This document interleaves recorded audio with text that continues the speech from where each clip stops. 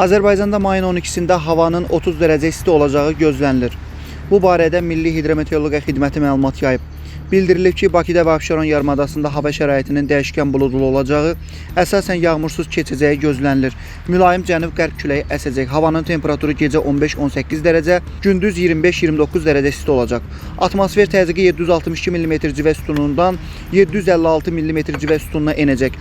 Nisbi rütubət gecə 60-70%, gündüz 45-55% təşkil edəcək. Azərbaycanın rayonlarında havanın əsasən yağmursuz keçəcəyi, lakin gündüzdən bəzi dağlıq və dağətəyi rayonlarda arabir yağıntılı olacağı gözlənilir.